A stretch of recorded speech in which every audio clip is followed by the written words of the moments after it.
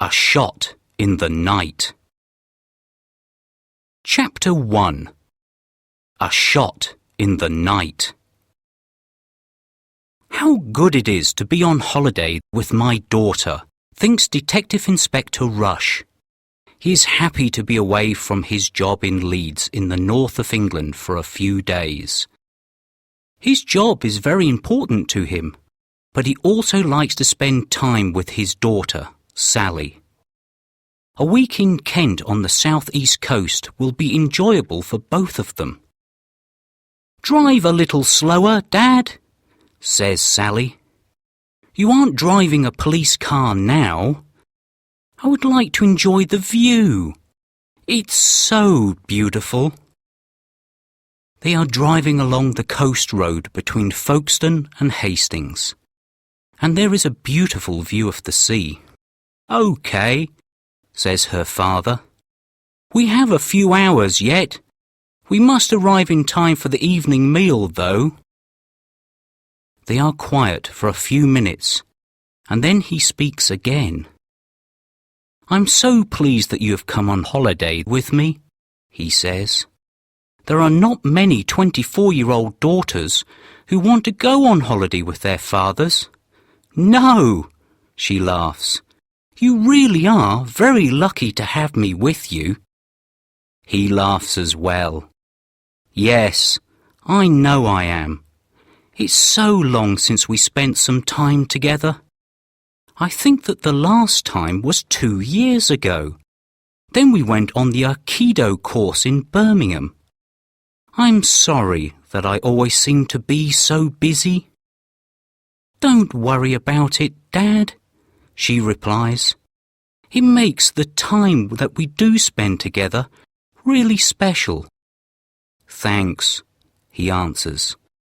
"I'm really looking forward to this week, especially the open-air classical concert at Leeds Castle.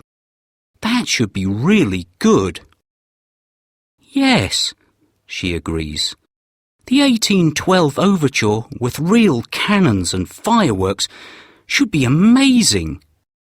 After a moment, she asks, "Do you know why it's called Leeds Castle? It can't be anything to do with the city of Leeds where we live, can it?" "No," replies her father. "It isn't. I read somewhere that the Saxons called the area Ladies. Over the years, it became Leeds." "You're so clever, Dad," says Sally proudly. "Sometimes I think that you know everything." Detective Inspector Rush smiles, but says nothing. Sally looks at her father. He is 47 years old, but he looks younger. His brown hair has some grey at the sides. He's not handsome, she thinks, but he is good-looking. He is also still a fit man. They used to do Aikido together, but now her father practices yoga. 20 minutes later, they drive past St. Mary's Bay, and after a few hundred metres, see a sign at the side of the road. "Little Stone Farm, bed and breakfast," reads Sally. "That's it." D.I. Rush turns left down a narrow lane. He drives slowly, as the road is uneven. After a few minutes, they arrive in the yard of a small farm. There is a house with a thatched roof and a barn stands at the end of the yard. D.I. Rush parks his car at the side of it. They both climb out of the car and stretch. A dog is barking, and as they turn towards the house, the door opens. A man dressed in old jeans and a dirty blue shirt stands in the doorway. He is about 40 years old, small and wiry, with brown hair. As they approach, Sally can see that his eyes are a beautiful blue. "Good afternoon," he says.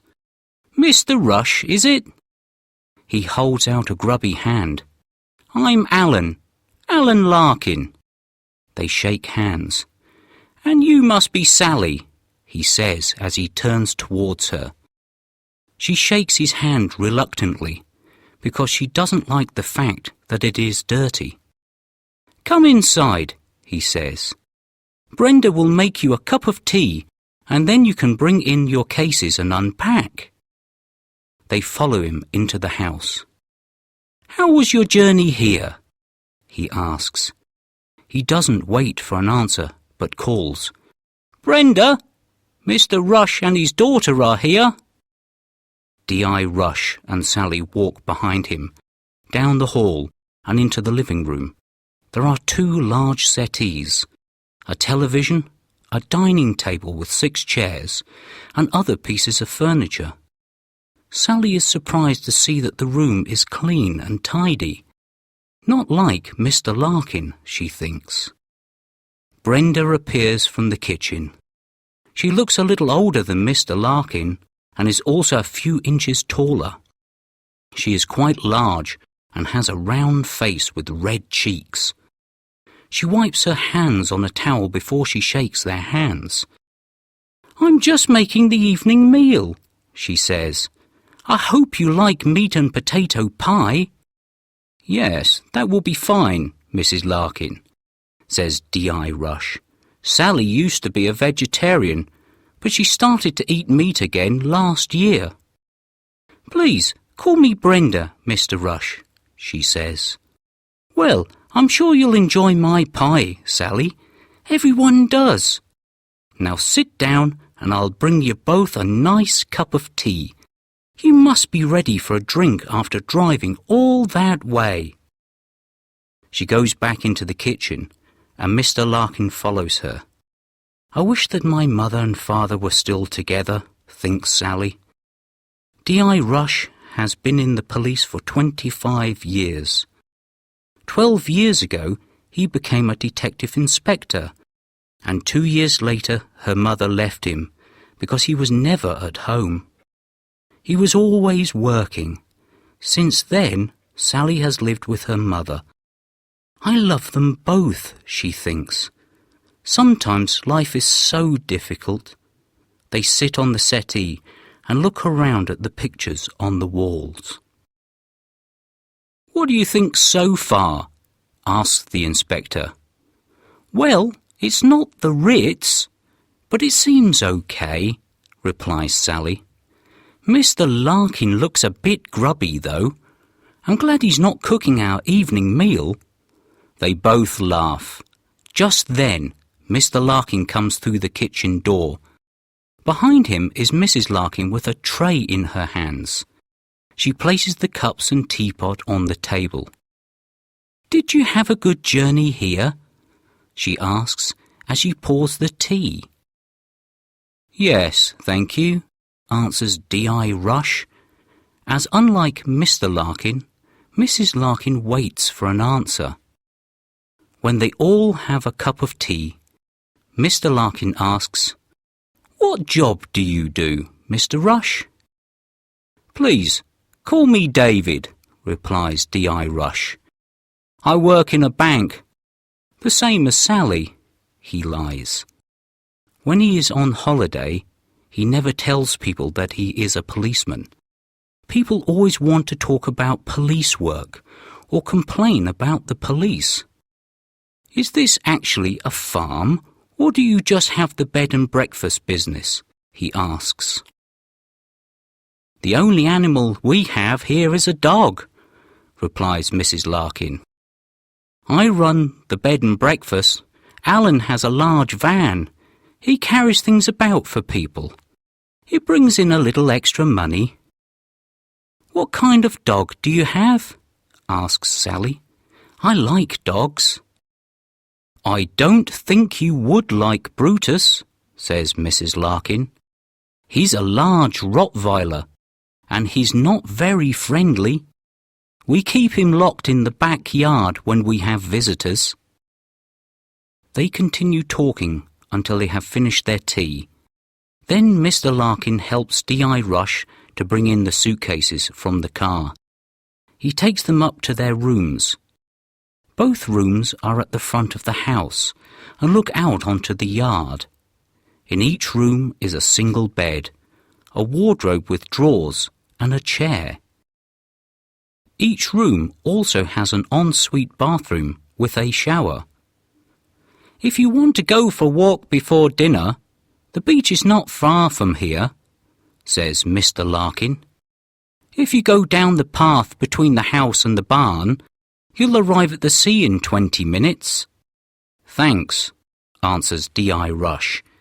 "It would be nice to go for a walk. My legs are stiff after the journey from Leeds." D.I. Rush unpacks his case and hangs his clothes in the old wooden wardrobe. After a hot shower, he feels refreshed. When he has dressed in blue jeans, a blue short-sleeved shirt and a leather jacket, he knocks on Sally's door. She is still in the shower, however. Just like her mother, he thinks to himself and smiles. She used to take hours to get herself ready to go out. He goes down into the living room to wait for her. He looks up from the newspaper that he is reading when Sally eventually comes down the stairs. She is also wearing blue jeans, but she has on a yellow t-shirt. Her long blonde hair is tied back in a ponytail. "Are you sure that you'll be warm enough?" asks her father. "It may be windy down by the sea." "Of course I'll be warm enough, Dad. You worry too much," she laughs. They leave the house and follow the path between the house and the barn. It goes through fields and a small wood. When they come out of the wood, they can see the sea. "Oh, the English Channel," says Sally. "Can you see France?" "I can see something," replies her father, "but it's probably just a low cloud." They walk on in the evening sunlight to the top of the cliff. Then they stop for a moment to look at the sea and watch the large ships out on the water. "Shall we go down to the beach?" asks Sally, and begins to go down the steep path. D.I. Rush follows her carefully. "Not too fast," he calls. "My legs are older than yours." They spend some time on the beach, where they walk by the sea and throw pebbles into the water. Then they climb back up the path. "You're very quiet, Dad," says Sally. "Is anything the matter?" "Not really," he replies. "I was just thinking that the path from the farm is very easy to follow. It looks as though lots of people use it. I think that's strange when there are only a few guests each week." He bends and picks up a cigarette packet from the ground. "French cigarettes," he says. "Perhaps they have had French guests." "Really, Dad," laughs Sally, "don't you ever stop being a detective? I have a friend who smokes Russian cigarettes, and she's not Russian." They make their way back to the farm, and as they enter the yard, they see that a large, new BMW is parked in front of the barn. As they go into the house, Mrs. Larkin is serving the evening meal. There is already a man sitting at the dining table. "Hello, you two," calls Mrs. Larkin. "You're just in time. This is Mr. Dalton. He's staying here for the night." D.I. Rush and Sally introduce themselves to Mr. Dalton. He is about 30 years of age, slim, and has short, blonde hair.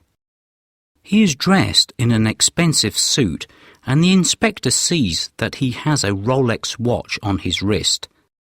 Sally thinks he is quite good-looking, and during the meal she tries to talk to him.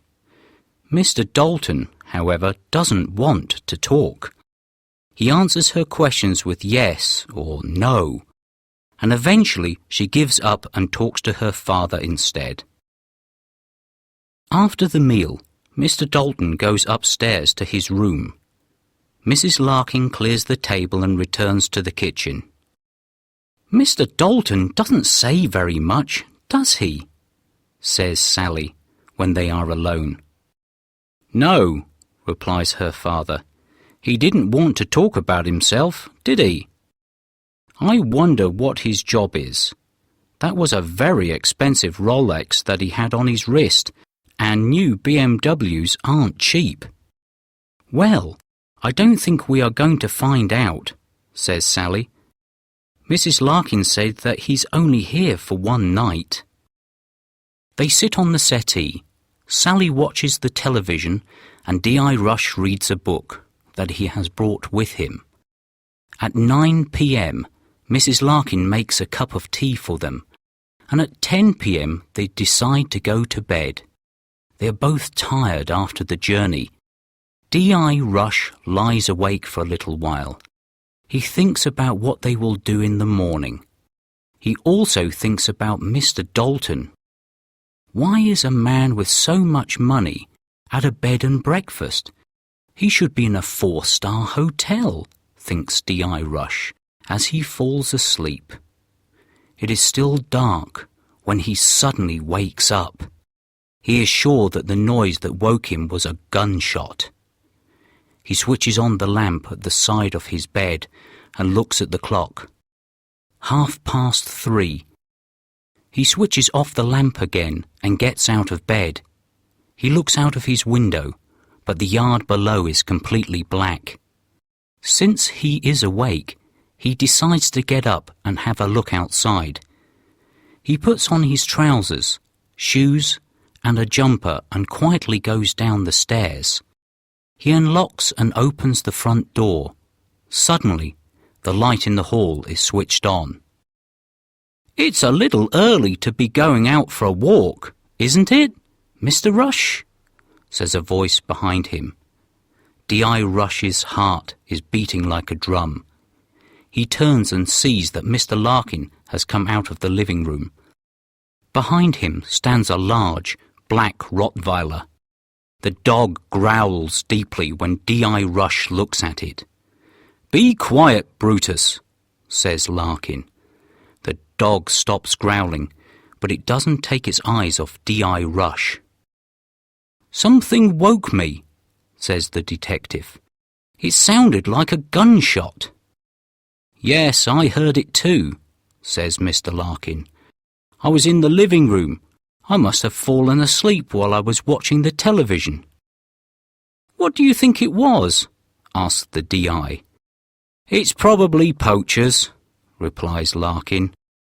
"They are often around here at night. Don't go out when they're about. You could be injured or even killed. You wouldn't be the first person to be killed by a poacher's bullet." "No," he replies. "You're probably right. I think I'll go back to bed and see if I can sleep." D.I. Rush starts to climb the stairs and then turns to look back. Mr. Larkin has returned to the lounge, but Brutus is standing there watching him with cold, black eyes.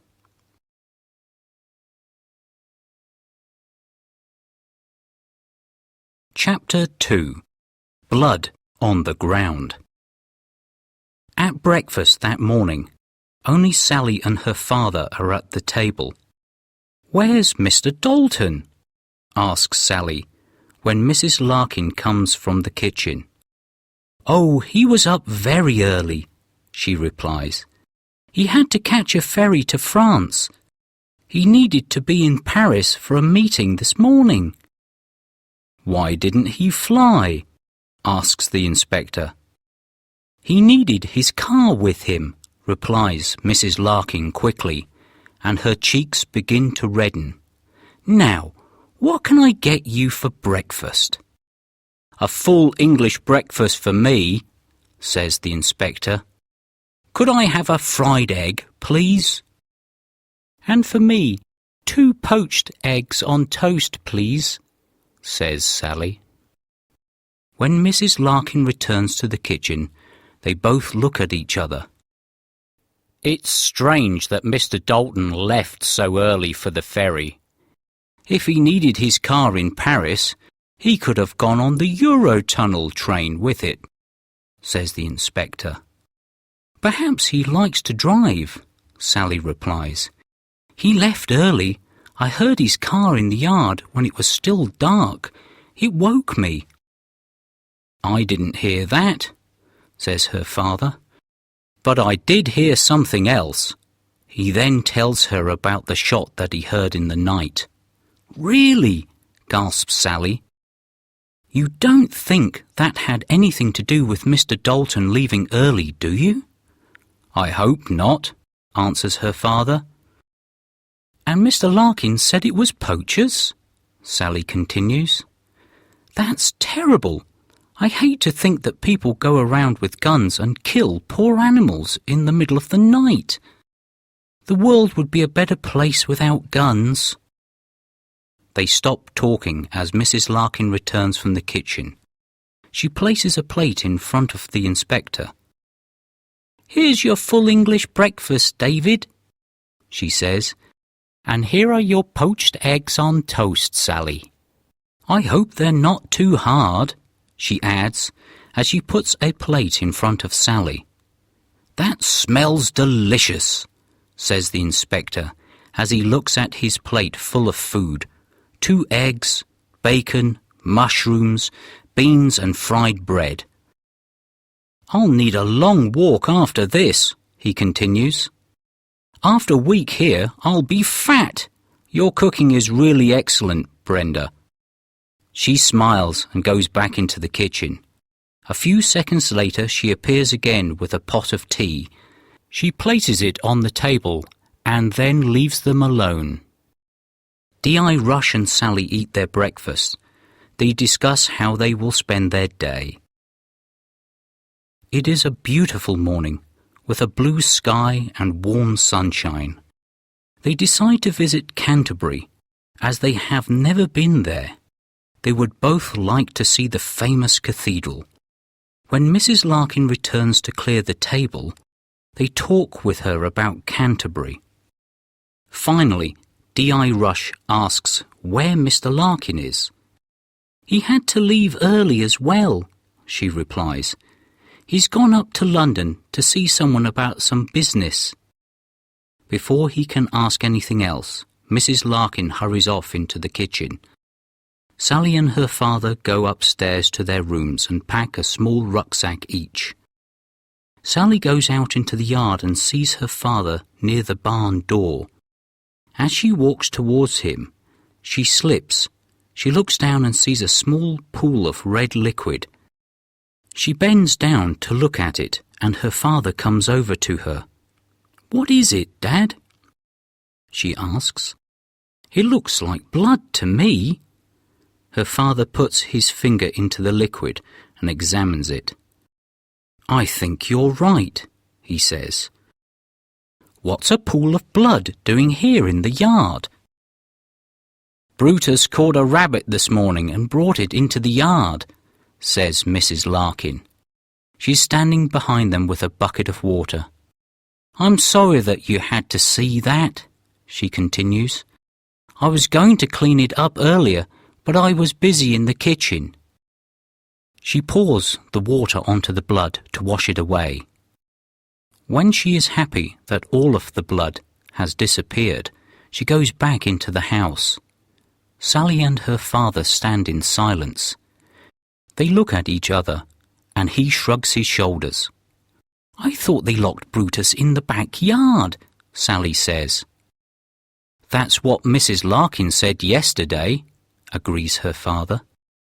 "Perhaps the poachers are not the only killers around here after dark. I don't like to think that Brutus is walking about freely at night." "Well, don't think about it then," says Sally. "Let's go and have a nice day in Canterbury." They spend a pleasant day in Canterbury.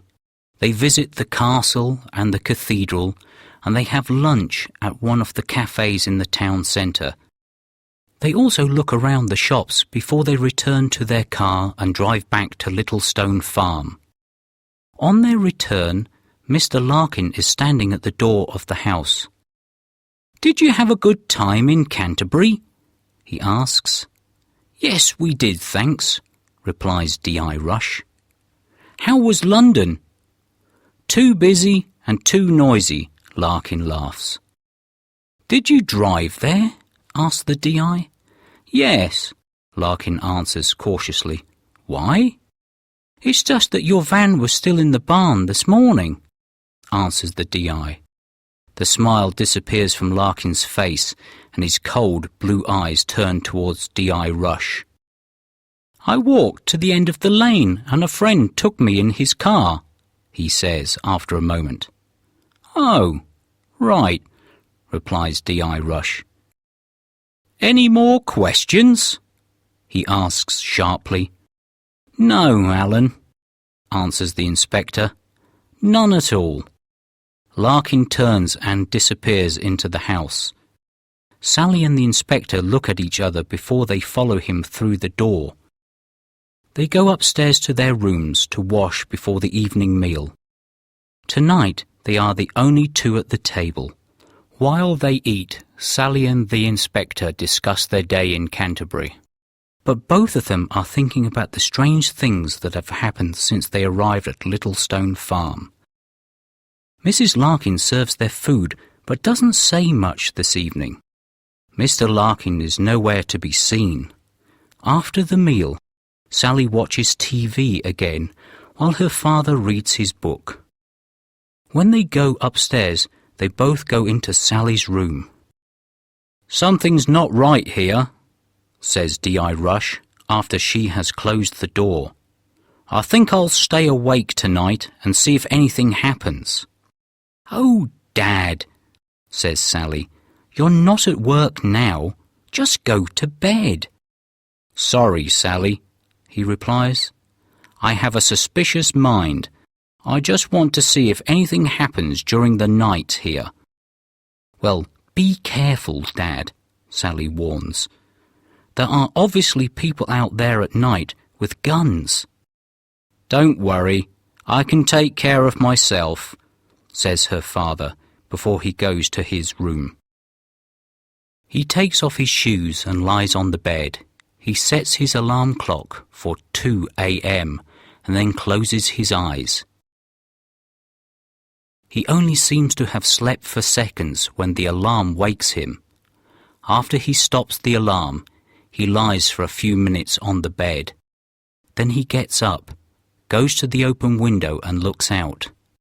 The yard is completely dark and there is no sound at all.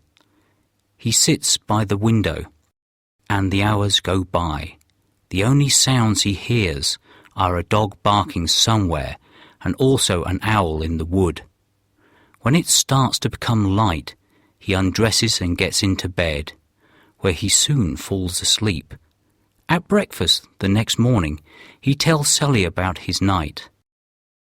"Perhaps you are too suspicious, Dad," she says.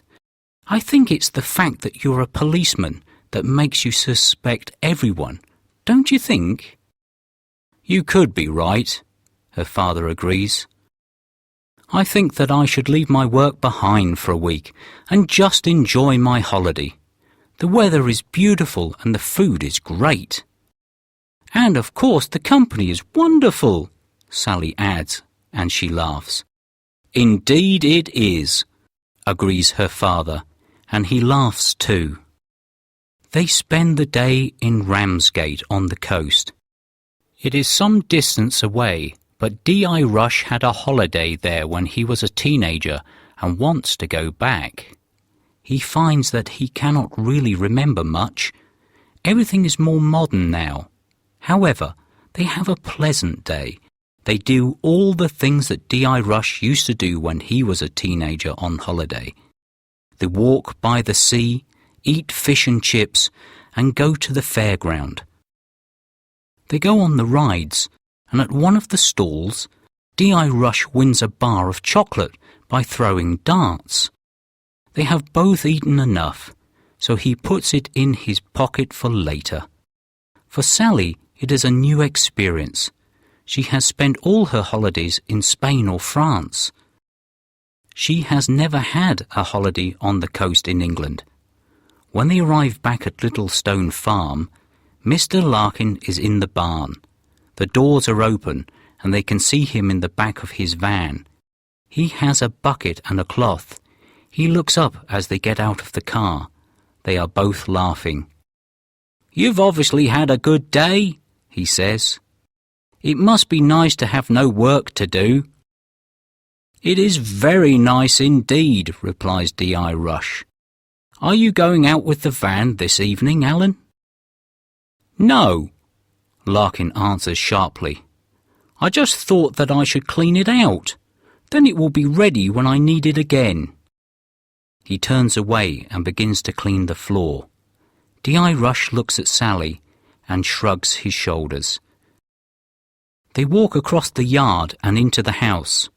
Mrs. Larkin is obviously in the kitchen, and the smell of the evening meal fills the hall. "It smells like roast lamb," says Sally. "The meals here really are delicious." "I can hardly believe that you used to be a vegetarian," her father laughs. Apparently, they are still the only guests at the house. While they eat their evening meal, they talk together. They also speak to Mrs. Larkin when she appears from the kitchen to serve the food. They tell her about their visit to Ramsgate and D.I. Rush's holiday there years ago. When they have eaten, they decide to sit in the garden to drink their coffee.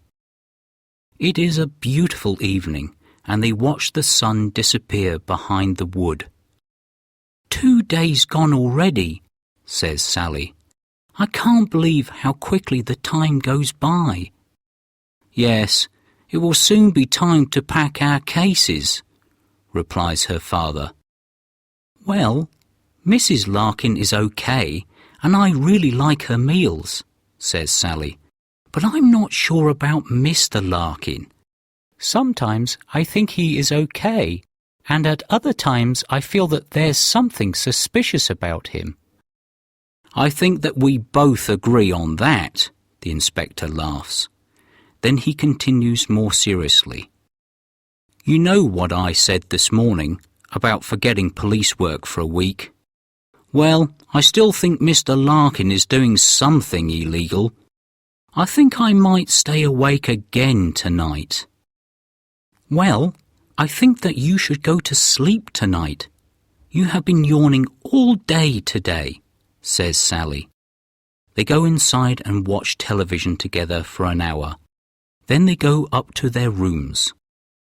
"Are you really going to stay awake tonight, Dad?" Sally asks as she goes into her room. "I don't know," replies her father. "As you said, I should really sleep tonight. I might set my alarm and just get up for a short time to see if anything is happening." Sally smiles. She knows that her father will get up during the night. He has been a detective for too many years now. If he thinks there is something suspicious going on, then he will not be able to get a good night's sleep. "Good night, Dad," she smiles. "Sleep well." At 2 a.m., D.I. Rush is waiting by his open window. He sits there for 30 minutes, and once again the only sounds that he hears are the barking of the dog and the call of the owl. He's about to go back to bed when he hears someone swear quietly. He puts his head out of the window, but everything is quiet again. With his head out of the window, he can see that there is a light on in the barn. Perhaps Larkin is working on his van, he thinks. However, there is no sound at all. He thinks for a few seconds and then decides to go and see what is happening in the barn. Probably Larkin didn't switch the light off, the inspector tells himself. He goes quietly down the stairs. The house is dark and silent. He is just about to open the door and go out into the yard when he hears a deep growl behind him. The hair on the back of his neck stands up. The inspector does not move his body but slowly turns his head. In the darkness, he can see the shape of Brutus. The Rottweiler is standing in the hall behind him. Brutus growls again and takes a step towards him. "Good dog," says the inspector quietly. "Nice dog." Although it is dark, he can see that the dog is ready to jump at him. He puts his hand in his pocket to see if he has anything to protect himself with. His fingers touch the bar of chocolate that he won at the fairground. Quickly, he breaks a piece from the bar and throws it to the dog. "Good dog, do you like chocolate?" he says. In the darkness, he can see the dog take the chocolate from the floor and swallow it quickly. His hand is trembling as he throws another piece to it, and then another. While the dog is eating the chocolate, D.I. Rush opens the door and escapes into the yard. He quickly closes the door behind him and stands still for a moment. He breathes deeply and waits a few minutes until his heart is beating more slowly. "Perhaps I should have stayed in bed," he tells himself. "How can I go back into the house now? Brutus will be waiting for me. If there is nothing in the barn, I will have to sleep in there until the Larkins get up, and then I will have to explain why I was out in the yard in the middle of the night." Nevertheless, D.I. Rush wants to find out what goes on in the barn. In the yard, there is only his car. The light is still on in the barn. He stands for a moment and listens. He can now hear noises which come from the barn. It sounds like voices, like someone talking, but very quietly. He walks across the yard and goes to the side of the barn, where there is a window. With his hand, he cleans the years of dirt from the glass until it is cleaner and he can see through it. Then he puts his face against the window and looks into the barn. At first, he can only see Larkin's van. Then he sees someone moving in the corner of the barn. As they walk into the light, he gasps. "So that's Larkin's secret," he says to himself, and he takes out his mobile phone to call the police. At that moment, he hears a deep growl behind him. Before he can do anything, something hits him on the back of the head, and he falls to the ground unconscious.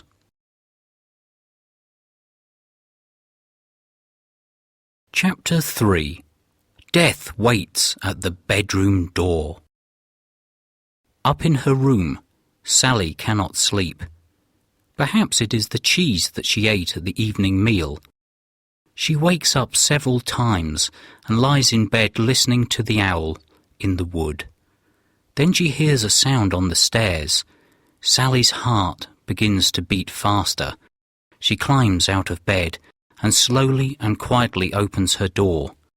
She sees her father going carefully down the stairs and into the hall. She does not want to speak, as she might wake the Larkins.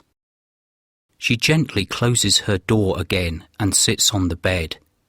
"What should I do?" she thinks to herself. "What has Dad seen? Should I follow him or should I stay in my room?"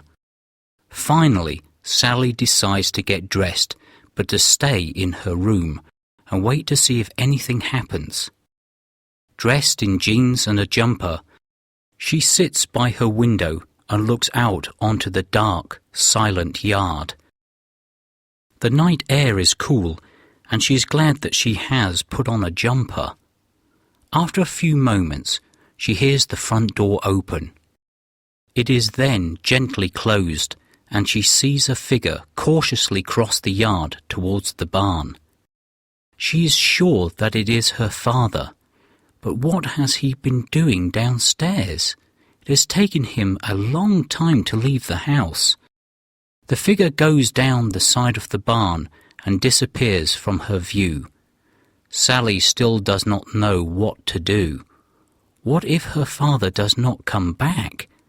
How long should she wait before she goes to look for him? A few moments pass and she hears the sound of the front door closing again.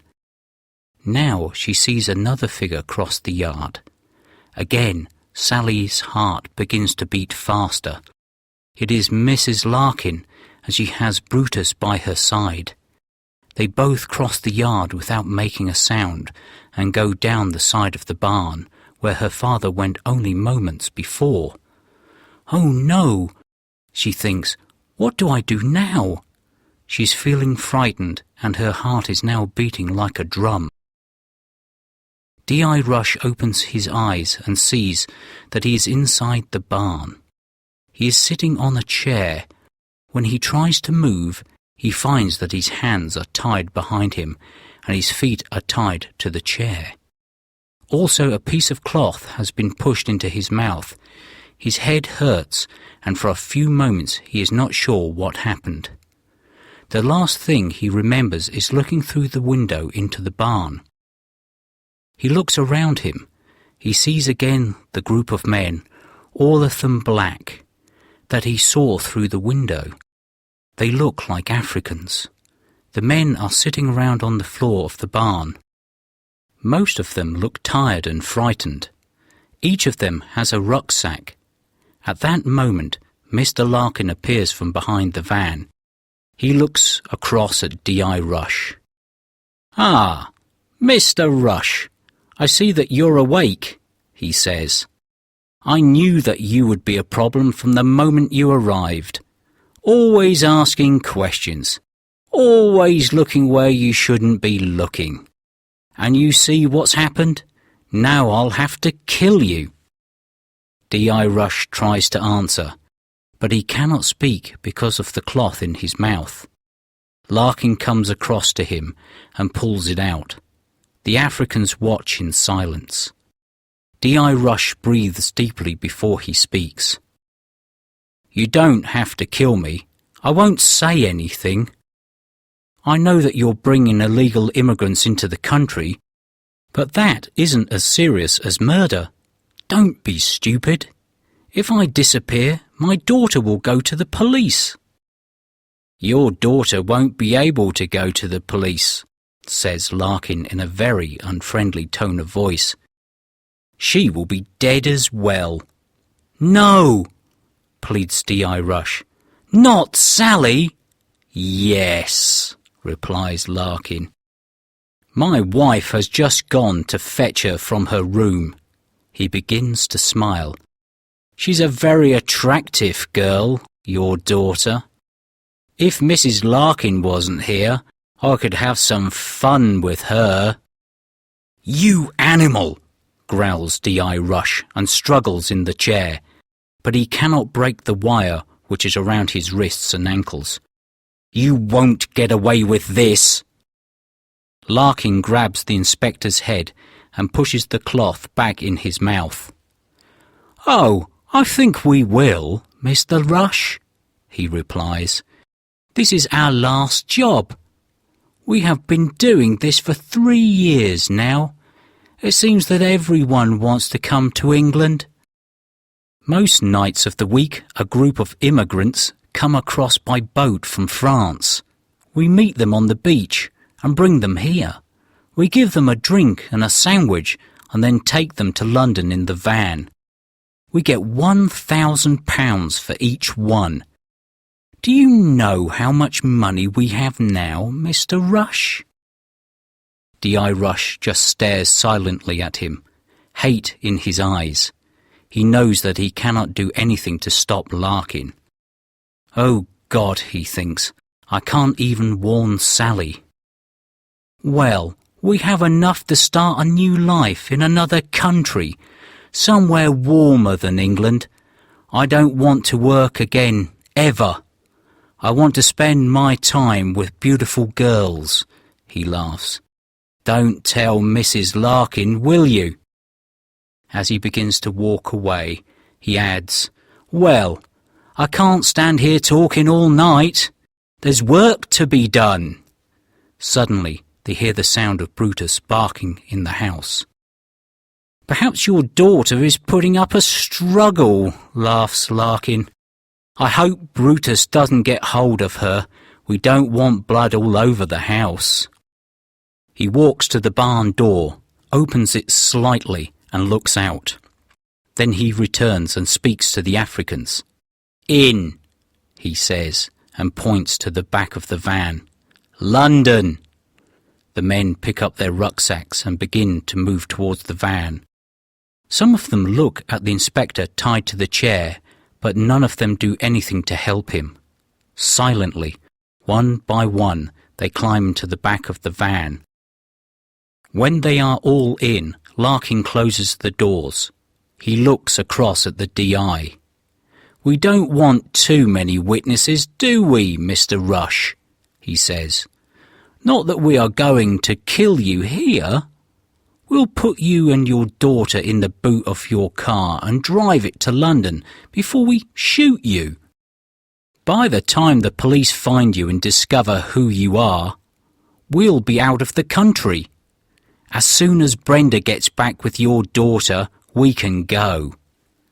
D.I. Rush tries to free himself, but the wire is tied too tightly. "I will have to wait for the right moment," he thinks. "Hopefully, I'll have an opportunity to escape when they try to put me in the car." For the moment, however, he can only sit, watch, and wait. Sally also sits, watches, and waits. It is now several minutes since she saw Mrs. Larkin and the dog disappear behind the barn. She has heard no sound, and there has been no movement in the yard. She cannot decide what she should do. Should she continue to sit and wait? How long should she wait? What if her father does not come back? While she is thinking, the door of the barn opens. In the light from inside, Sally sees Mrs. Larkin come out of the barn and close the door behind her.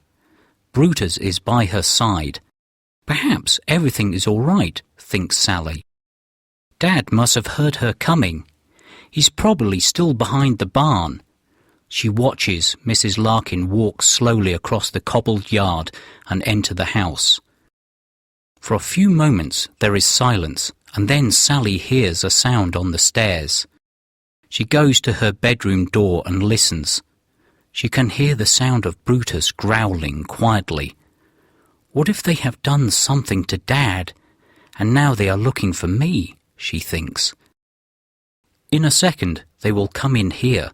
She reaches for the key, but before she can turn it, the door begins to open. In the darkness, she sees a hand holding a pistol appear around the edge of the door. Immediately, Sally throws herself against the door, closing it hard on the arm holding the gun. There is a scream from outside and the pistol clatters to the floor. Brutus begins to bark loudly. Sally is now able to close the door, and she pulls the chair over to hold it closed for as long as possible. She picks up the pistol and puts it into the belt of her jeans. She doesn't like to have it with her, but she can't leave it there for Mrs. Larkin. Now she has to escape. She knows that she could never shoot Mrs. Larkin or Brutus, not even to protect her own life. I could probably overpower Mrs. Larkin, she thinks, but I certainly can't fight the dog. All this flies through her mind in an instant. She runs to the open window and climbs out as Mrs. Larkin begins to hit the door with something heavy. The window to her room and the window to her father's room are side by side. Thank goodness, she gasps, as she sees that his window is open. From her window, she is able to climb across to his and into his room. As she stands in his room, she hears the sound of the chair break, and the door to her room opens with a crash. "Kill, Brutus, kill!" screams Mrs. Larkin, and in a moment Sally can hear Brutus barking in her room. Quickly, she picks up the heavy lamp from the bedside table and slowly opens the bedroom door. Mrs. Larkin is standing outside Sally's bedroom door and is holding her injured wrist. She's waiting to hear Sally scream when Brutus has his teeth in her. Silently, Sally steps behind her and with all her strength hits her on the back of the head with the lamp. Without a sound, Mrs. Larkin falls to the floor unconscious. Sally steps over her body and quickly closes the bedroom door. Brutus is now a prisoner in the room. Sally breathes deeply, and now that the danger is past, she begins to tremble. "I don't know what it is that they're doing here," she says to herself. "But if Mrs. Larkin came looking for me with a gun, it must be something illegal." Now she thinks about her father. What can have happened to him? She will have to go to the barn and see if she can find him. First, however, she must do something with Mrs. Larkin. Sally quickly checks to see if the woman is still breathing. Luckily, she is. The blow wasn't hard enough to kill her. Sally grabs her by the shoulders and drags her into her father's room. She uses the cable from the table lamp to tie Mrs. Larkin's hands together. She then uses one of her father's belts to fasten the woman's legs together. Finally, she uses another belt. She puts it through Mrs. Larkin's arms and fastens it around the leg of the bed. When she is happy that Mrs. Larkin cannot escape, she takes the pistol from her belt and looks at it. The smooth, cold metal in her hand makes her feel uncomfortable. She places it back in her belt and carefully goes down the stairs. She stops at the bottom of the stairs and listens. Brutus has now stopped barking. The house is in darkness and completely silent. Sally goes to the front door and opens it slowly. The yard is dark and there is no sound. Where is Mr. Larkin? Will he come to the house and look for his wife? Hopefully he is still in the barn. Sally leaves the house and closes the door behind her. Quickly, she moves around the edge of the yard until she is at the side of the barn. She stands at the window where her father stood a short time ago and looks into the barn. She gasps as she sees her father tied to a chair. Mr. Larkin is just closing the doors at the back of the van and is speaking to her father. She can't hear what he is saying, but from the look on her father's face, it is not something pleasant. Larkin opens the two large barn doors before he climbs into the driver's seat of the van. As Sally watches, the van moves forward out of the barn and into the yard. Now is my opportunity, thinks Sally. She takes the pistol from her belt and then she opens the side door of the barn. After quickly looking around, she runs across to her father with the pistol in her hand. She places the pistol on the floor and throws her arms around him. "Oh, Dad," she gasps, "are you okay?" All her father can do is mumble. He still has the cloth in his mouth, so she pulls it out. "Behind you!" he gasps. Sally turns, but it's already too late. Larkin has silently come back into the barn, and before she can move, he picks up the pistol from the floor. He steps back away from her and points the pistol at her heart.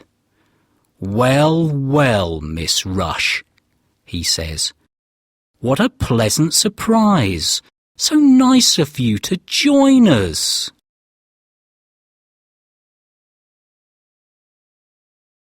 Chapter 4. Larkin Shoots. Sally and her father look at Larkin in silence. "Where's my wife?" asks Larkin. "In my dad's bedroom," Sally replies. "She's unconscious, but apart from that she's okay. Oh, and I've tied her up." "And Brutus?" asks Larkin. "I hope you haven't injured Brutus." "No, of course not," says Sally.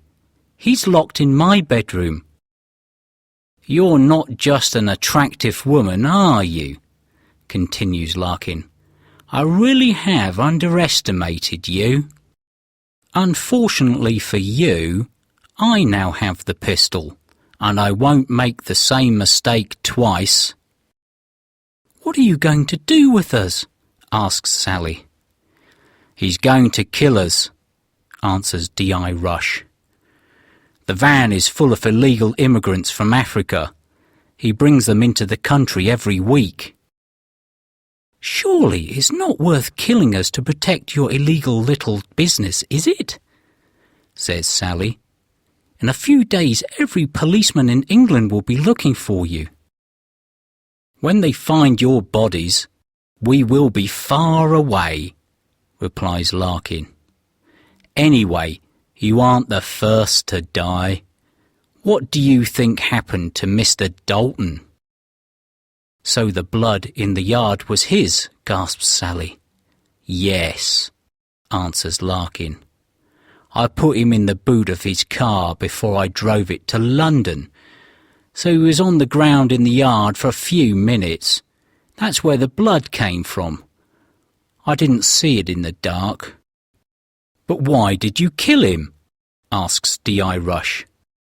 "I can't stand around here all night talking," growls Larkin. "There's work to be done. That's your last question, Mr. Rush. Dalton was our partner. He looked after the immigrants when they arrived in London. He found jobs and rooms for them. Then they had to pay him all the money that they earned. He was richer than we were. A few days ago, Brenda and I decided that we wanted to stop bringing in the immigrants. We're quite rich now and want to enjoy our money. Dalton wanted us to continue, but we said that we were leaving. He came here to try to convince us to stay. He even brought a pistol to help convince us." Larkin laughs and waves the pistol around. "This pistol, in fact, when he threatened me with it, we struggled and I took it from him. Then I shot him. I knew he would always be a danger for us if I left him alive." He pauses a moment and then adds, "So you see, I'm already a murderer. I have no choice. I have to kill you both." "You won't get away with it," cries D.I. Rush. "I think I will. Now, Miss Rush, please lie on the floor and put your arms behind your back. I need to tie your hands together." Without taking his eyes from Sally, he goes to the wall of the barn and gets some wire. He returns to stand in front of her, the wire in one hand and the pistol in the other. Sally laughs. "Do you think I'm going to make it easy for you? There are several things you don't know about me, Mr. Larkin. Firstly, I don't like someone telling me what to do. I am very stubborn. If you don't believe me, ask my dad." The inspector sits there with his mouth open. He cannot believe how calm his daughter is.